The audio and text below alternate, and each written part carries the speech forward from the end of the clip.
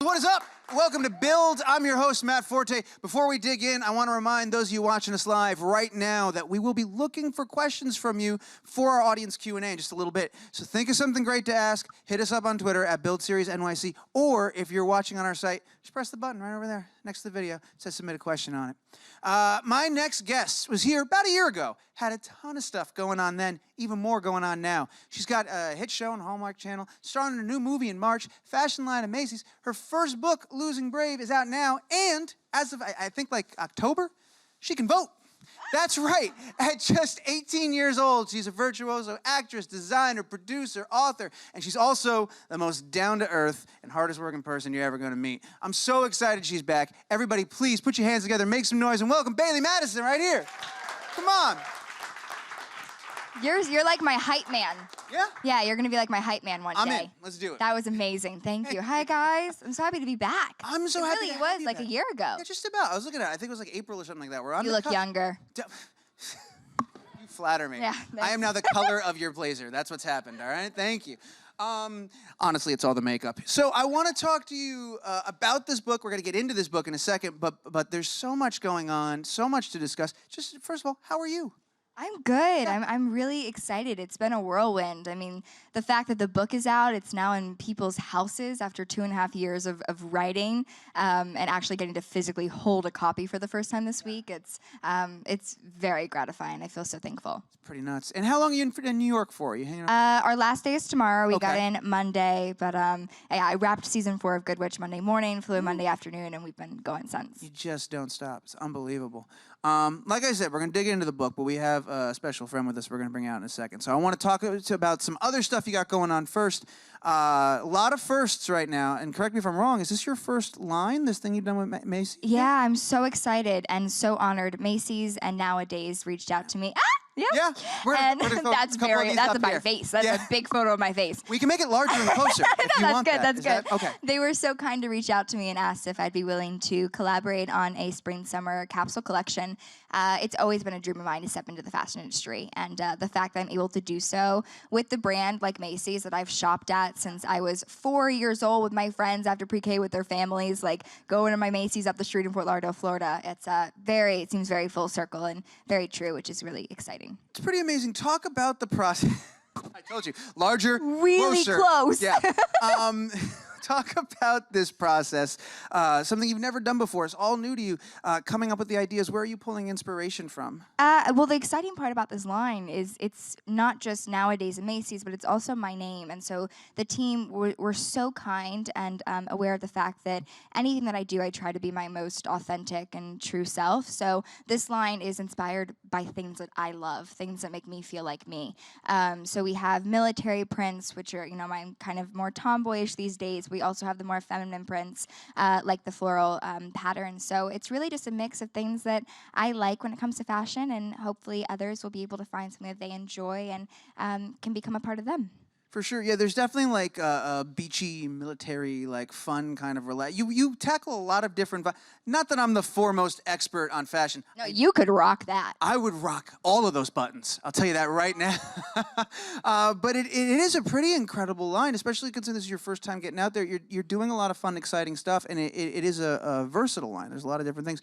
Was that something you were keeping in mind, that you wanted to make sure there were a lot of different types of pieces, a lot of different styles and vibes influencing this one thing? Absolutely. I mean, when it comes to shopping, when it comes to wearing a piece of clothing, you go to a mall, and it's really important that when you buy something, you're wearing something that you would truly love and that represents who you are. So it was important to me to make this line as diverse as possible when it came to the patterns and the type of clothing. I believe all of us have our own inner style, and fashion can speak 1,000 words. So yeah, the hope is to make the line as versatile as possible. Very, very cool. Well, congratulations. That's super exciting. That's one of the billion things you got going on right now.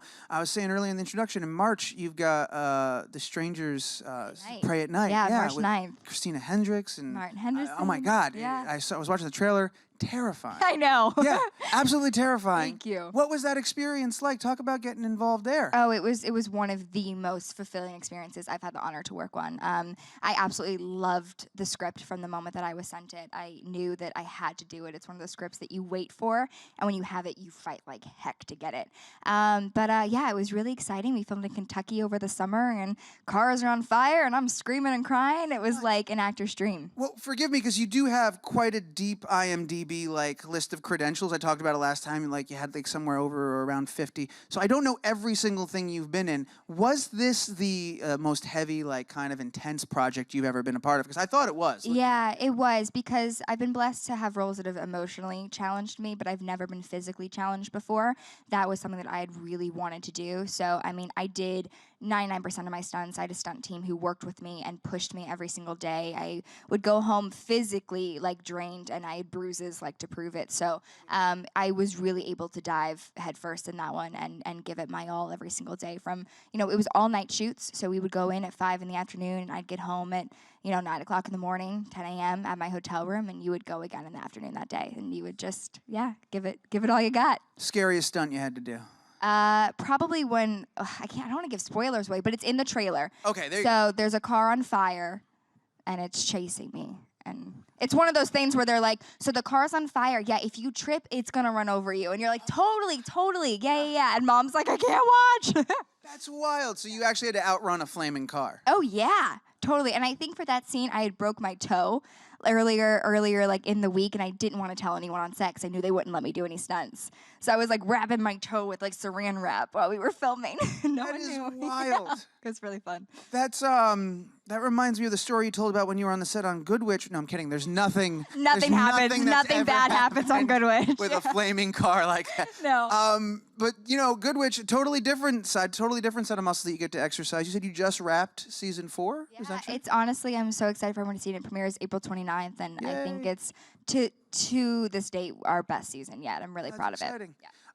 Yeah. What's something, without spoilers, is there something that you got to try? You're doing all these different things. You're constantly working on all these different projects. With this season in particular, were you able to bring any of that experience to this show and try something a little different or new? Yeah. I have a full stunt sequence with Cassie. Do you really? No. Flaming car? No. No. But however, I kind of sat down with the writer, and I was like, what can we do to make Grace a little less perfect?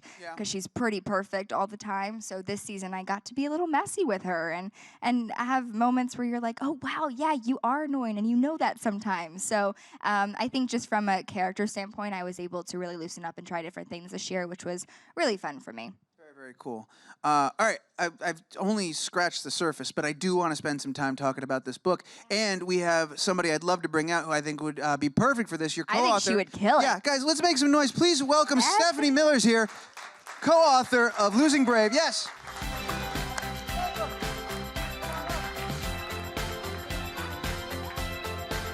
Stefne just flew in. No way. Yeah. She literally just got here. Well, take a seat, get cozy. Welcome. you. Welcome to New York. Thanks. Make some noise, everybody, for the authors of Losing Brave, please. It's wonderful. I'm so excited that both of you are here. As I was telling you just recently in the green room, this book, man, when I got to the end, blew my mind. I loved it. I absolutely loved it. I think you did a fantastic job. Congratulations. Talk to me. You mentioned this briefly at the very, very top of the conversation that you got to hold the book for the first time today. Yeah. Talk about that experience, guys, when you walked into a store and saw a stack of them. It was real. It's crazy. Totally crazy. You went to your local Barnes & Noble in The day Oklahoma. it came out. And I was kind of embarrassed because you don't want to go hello, I wrote a book and I'd like to see if you have it. Do you have my book? Yeah, do you have my books? But I kind of did do that. And they were like, yes, right here. And they showed them. They had 7 copies. And I was in Canada when it came out, so I called the local Indigo. And I was like, I called them and I was like, I just want to come in, make sure you have a copy of it's a new book, Losing Brave. And they're like, who's the author? And there's a video of me going, B-A-I. And then I was like, Stefne. I was blushing. I was so excited. It's so cool. And it's got to be surreal, too, because you've worked on this. How long did you say? You said 2 years, was this, at least? Like two Yes. and a half. 2.5? Yeah, I told her on the car over here, I was like, it was like we gave birth to an elephant. Like the gestation time of an elephant is what it felt like. Forever. That's pretty amazing. Can you take us back to the beginning? How did you guys get paired up? How did you meet? How did this whole thing start? How did this journey begin? Yeah. I'll hit it. So Stefne is obviously an incredibly talented author. She had sent me 2 books of hers that she had written. She thought I would enjoy. I found it one day and started reading the book in actually one sitting. I DM'd her on Twitter and I said, "You're a genius. We should start creating together." We became friends. Fast forward, I started producing a movie called Annabelle Hooper and the Ghost of Nantucket. One of the things I thought was necessary, and the team and I thought was necessary, was kind of reviving the script for the time that we were filming it. So I called Stefne, said, "Hey, friend, you want to come to Nantucket?" Yes, And she was like, do. "I'll come to Nantucket." Yep. And then one night, drinking tea, what did you say to me? I was like, would you ever want to write a book? And I was like, "Let's write a book." And the process started. We just we formed a very healthy and productive Yes. and successful long-distance relationship. Yep, We phones. phones and FaceTime. FaceTimes. Google Docs. Really, it was really special. Yeah. Collaborate. Well, we were kind of scared to put anything like over, like to send anything on Dropbox or Google Docs because we were just convinced people would want to steal it, because it's a masterpiece. So we mostly did it, just live in person on the phone, and we would just kind of think through scenes and what do you think this person would say, and it was just perfect. That's so cool. How do you, when you have those conversations and you come up with those ideas, how do you start to translate that into text? Because there's a lot of dialogue, especially early on when we're meeting a lot of these characters and learning about high school and all the different relationships and stuff like that. How do you translate that from an idea into, okay, this is how it looks on the page? Well, it's interesting. You said there is a lot of dialogue, and I think that's because both of us, we really like film. And there's a lot of dialogue in film. When you write scripts, it's mostly dialogue and that type of thing. So it's very dialogue heavy because I think you can do so much with character. When we started talking about developing characters, it was really like, how do we show that through the interactions that they have with people? And so it's really just the first thing you do, and we really talked through, what is Payton like? What is Dylan like? What are their relationships like? And then from that, once you feel like you know them, like they're your best friend, it just sort of comes naturally. Yeah, and it's also important, and like you said, we're jumping back and forth in time throughout the book. So we're going to before her sister disappeared to now what it's like.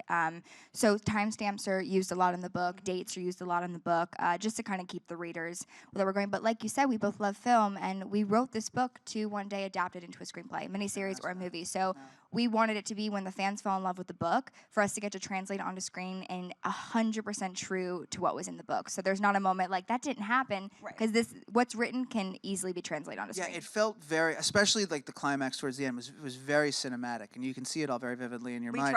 We You guys almost, did a great job. when we wrote that scene, we really did almost take it beat by beat, just like you do in film. Thank you. For sure. No, of course. Here's the big question, though. It happens, right? It's going to happen. It's going to screen. You're putting the thing together. Are you in front of or behind the camera? Where are you? I'm definitely behind the camera. Yeah? No matter what you say, I'm in front. Front. I would love to be in front of it. And we were talking about this last night. It's one of those things where right now, the fact that people have the book, like, we want to hear who you guys think is your Dylan and who you think is our Cole. It would obviously be a joy for me to get to bring the characters to life, but 100%. I'll be behind celebrating wonderful actors who are willing to bring our story to life. For sure. And I'm not trying to rush the process. This is still very like. No, rush it, please. That'd be great. Got it. We're going to rush the process along. There is a distinct. I know you grew up in Florida. Stefne, where'd you grow up? I'm an Army brat, so I lived everywhere. You lived everywhere. Yep. Because there's a very distinct and specific Southern vibe to all of it. Well, I live in Oklahoma. There we so, go. Yes. Yeah. And I wish I lived in Oklahoma, so. Well, I was going to ask, was there a lot of research in terms of was that a whole new world for you, Bailee? Was there a lot of overlap in terms of what your family relationships were like the language, daddy is daddy and all these different things? Where were you pulling all that from? I think we liked the idea of having a secluded town. Yep. And us, a secluded southern town, everybody knows everything. The fact that nobody knows what happens to her sister is mind-blowing to the town because of how small it is. Yep. And I think the fact that we wanted wherever we shot to seem like its own place. So the idea of specifically saying this is where they lived, we didn't want that to happen. We want us to be able to shoot wherever and have it seem like that town. Yep. And that's one of the nice things about when you write a book and you're automatically thinking, I want it to go to film. Well, then you write stories that are places you want to visit. I mean, that's kind of how you do it. And then we did a lot of research on what was the surrounding area like, what would they be close to, what would the weather be like. All that you have to know. Tide coming in and out, you have to know what times that would happen. So it's a lot of research that we did that way too. But obviously we hope to be able to go there actually and shoot it one day. Next book takes place in Hawaii. It's like, I don't know why we didn't do that. Why didn't we? Revise, Yeah. call the company. Harper Collins, Yeah. changed our minds, pull back the book. Yeah. Bora Bora. That'd be awesome. we, as I was saying, that the book kind of like blew my mind because there is a fantastic twist, and there's a lot of like little zigs and zags and things that you think are going to go one way and go another way. And I'm excited, honestly, to go back and read it again to see if there's little seeds that I'm sure you planted, little breadcrumbs throughout. When you're doing something like this with such a big reveal, how do you map that out? How do you know where to put those breadcrumbs? How do you figure that out? Well, a lot of it is we didn't really necessarily know what was gonna. We're not really planners. We're more pantsers. You fly by the seat of your pants when you write, and so it's sort of you kind of have a general idea of what might happen, but you don't know for sure. But so once we kind of got the story going, then you go back and you're like, okay, now where can we put something like this? And we would go back. And the conversation was always, is this safe enough to put in there, Right. or will it give it away too much? Does that give it away? And it's important to say the book started off completely different than when it ended up. I mean, at first we had this kind of offbeat, witty, coming of age, quirky novel, and then the conversation became, what have we not done? What have I not done that I would love to do one day? And it was like psychological thriller. I mean, you have the successes of Girl on the Train and Gone Girl, but it hasn't been done yet for this generation and my age group. So to get to do a book that's like that, but anyone in the family can read it and enjoy it, which is always important to us, was a joy for us to get to write. Yep. I know of some literary inspirations and references you were pulling from, but because you were making it so cinematic, for me, it felt almost like, I don't know if you ever watched Riverdale on the CW, but it had like... I love that Yeah, show. great show. It had a big vibe of that, like small town, secluded vibe, bit of mystery and intrigue going on, who's who they say they are. I'm wondering, did you have any cinematic sort of like mile markers or like things in your head? Like, I want to write a scene that invokes this or this film or this moment or this vibe. No, we really didn't. think so. I mean, our constant conversation was, how do we make this new and different? It was, we didn't want to do the tropes that are always out there that everybody has seen. We wanted to try something different. And so it was always, has this been done before? Yeah. If it has, let's think of a way to twist it. And it is interesting that you say that, because I feel like with shows like Riverdale and the shows that are now being created, our generation is ready for smarter material. Yeah. We don't want to be handed the sweet candy in a show and say, this is it, 30 minutes, wrap it up, okay, be happy. Like, we want to be challenged. We want to learn when we watch something. So with the book and with, I think, the projects that are now coming up, I think the industry's realizing that we're pretty smart and we want to watch smart material and smart projects. So I think we wanted to be able to create something that would captivate our age group in the way that we're looking to be captivated these days. It's that fine line between giving too much information away, but also giving enough that they have to think. And so you're not just spilling it all out for the audience. And I think, luckily, she's got a younger brain than I do, obviously. And so she had a lot of that influence on what's making it current and what will keep, people this age really, wow, what's going on, what's happening? This is something that we haven't seen before. Did you guys find within your collaboration there were a lot of moments like that where obviously both of your like areas of expertise come together to form this great book, where there are a lot of ideas where either Bailee, you were like, well, that's cool, but let's do it this way, and then vice versa, Stefne, we were like, I see where you're going, but I think it'll work better if we do this. Like, was that a lot of what the conversations were like? It was 50-50. There were a 50-50? lot of that, but then it's like Stefne and I were just driving the car, we passed NYU, and in my head I go, oh, I feel like that was in Gossip Girl. And 2 seconds later, Stefne goes, wasn't that in Gossip Girl? And I said it quietly in my head, and I was like, oh, that's right, like you think like I do. Yeah. we literally, we just get each other, I think, really well. And so if I texted her something, I was like, hey, I had this idea, she'd be like, I love that idea, or she'd do the same. And it was just like we kind of got it. And like I said, too, it helps once you get to know the characters, because you start to know what they would do naturally. And so it's not like you're trying to overthink what would this character do. You just know instinctively. How long is that process? How long until you usually know the character? It takes you 2.5 years, right? Full sail, do the whole book. Well, they changed. Like she said, the characters really did change. I mean, the story changed, so naturally the characters changed. And also, we were very fortunate to sign with HarperCollins and Blink. But once you sign with a publisher, you have deadlines. We don't have 2 months serious. to sit down and be like, well, what would Payton do? It's like you have till Tuesday to figure out what Payton would do and say. So you really, not to rush the process, but you had to be on your game and think about it. And this was her setting her alarm clock in Oklahoma to midnight because she knew I would get home at midnight from set, us FaceTiming from midnight till 3 a.m., me sleeping for 2 hours, going back on set and doing it all again the next day. This is your first book, so was that a completely new concept to you? I mean, like, not that you haven't worked with deadlines before. You've worked on a million different things, but something like that, now you've got to fold that in with all the other stuff you're juggling simultaneously. Stefne, you're used to this. It was very humbling and pushed me in ways that I hadn't been pushed before. And just from a creative standpoint, I'm so used to having the honor ever since I was younger to be given scripts from writers who are very talented and very gifted and who have laid out who these characters are to me.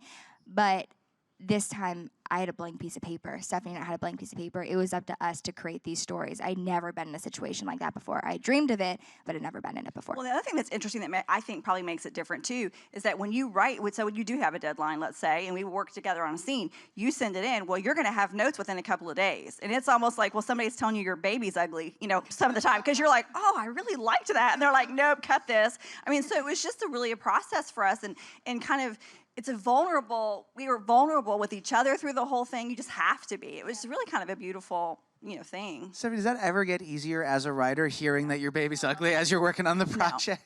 No. I thought our baby was I thought it was beautiful. Because it's always you get these scenes that we would love. There's a couple in there that we fought for. They wanted to cut. We're over it. Yeah, they wanted to cut, and we actually were like, no, we're keeping that one. So there's 2 of them. But the rest of them, you have to kind of be willing to realize you're so close to it and so intimate with it. It's very personal. It's not personal to other people. And so they can see things that you can't. They're like, okay, that can go.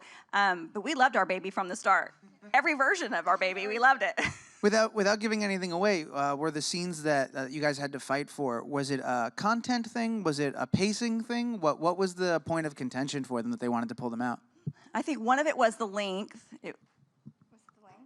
I think it was the length. I don't even know what it was. They just wanted to tighten it up. They just really wanted to tighten it up. And the part they wanted to tighten up, to me, really showed the relationship between the 2 characters that showed a playfulness that hadn't been shown yet. And I really felt like, when I talked to Bailee about it, I was like, they want to cut this. What do you think? I feel like it's necessary so we can show what this relationship is. And it was also, from a really positive standpoint, when we went to turn into a psychological thriller, they were like, this is it. Like, let's go deeper. For us, was really exciting to have that creative encouragement to be like, let's make this. Let's go down there. Let's discover the nitty-grittiness of what happens and what goes on through this girl's head as all of this is unfolding around her. So at the end of the day, I mean, we're so grateful. We had an amazing team who made this book how special it was. They pushed us. Believed in our dream, and we're so grateful for that. Yeah. Well, you should be really proud. It's a fantastic book. I really did enjoy reading it. We're going to turn it over to audience Q&A in just a second, but before we do, the audience already knows that we got a special treat for them. If they ask a question, they get a copy of the book. That's very cool. For those tuning in live at home, if you don't already, I'm going to recommend you follow us at Build Series NYC, because we're going to have a couple of copies signed that we're going to do a giveaway for, so don't feel left out. You get to play along as well, all right? So go ahead, follow us at Build Series NYC. Keep an eye out for that giveaway. You can get yourself a signed copy of the book. Let's go ahead and turn it over. I think we got some microphones in the room. First question looks like it's right here. I was wondering what you thought was the most difficult part in the process of writing the book. What do you think? I mean, I think it was just making the time. Yeah, I was going to say the time. And we were never together in person. We were not together one time in person. Not one time. The entire time. There was never once we wrote in person. So I think it was just using technology the best that we could, finding that time.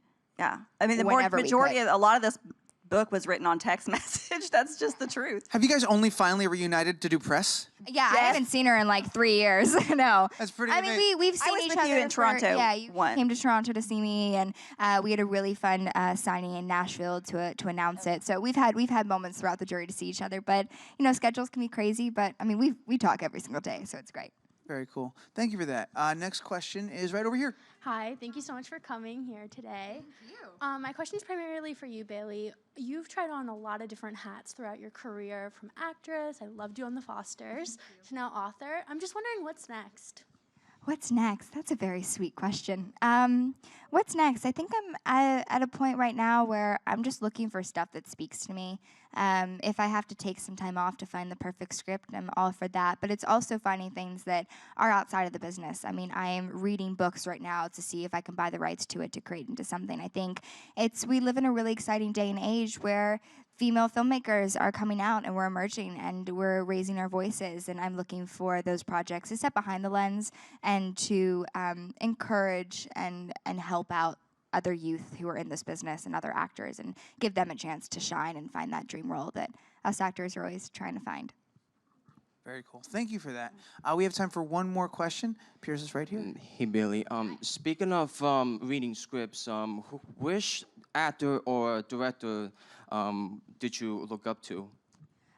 Which actor or director do I look up to? I mean, gosh, I'm so inspired by films these days, like Lady Bird and Guillermo del Toro's The Shape of Water, and I've been watching a lot of older movies now, which has been really exciting. But in terms of in this day and age, I'm looking up to Reese Witherspoon immensely. I think it's amazing that she has her production company. She's finding great material. She's kind of doing what I think the dream is for all of us these days. So I've been closely watching her, and then you have people like Nicole Kidman who are just raising the bar in terms of creativeness, which is very humbling to watch. Very cool. I have a feel like I'm going to regret asking this follow-up, but what's your idea of an older movie? Very good question. I was wondering the same thing, I actually. thought that the moment I said it. I was like, oh, man, here we go. I mean, like, Very good question. like early 2000s. I was thinking like 80s. I think it was like Saving Private Ryan. Yeah, so it's definitely in color. All right. But yeah, No it John was in Hughes, color. I guess. No, I've watched that kind of, yeah. Okay, good. I'm getting there, like 16 Candles, Yes! in Pink, all that kind of stuff. Yeah. I go way back in my movies. Way back. Well, guys, I got to let you go. I'm running out of time, but Losing Brave, it's available now everywhere books are sold. Yep. Oh, question. Audiobook? Yes. Yeah? I recorded it. No way. Yes. Really? We did that via Skype, too.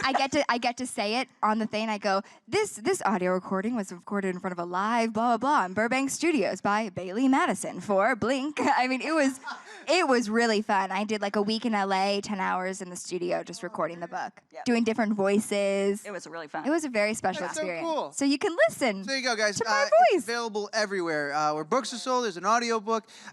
Join me, put your hands together. Thank Bailee Madison and Stefne Miller for being here one more time. Losing Brave. Get it now, guys. Go get it.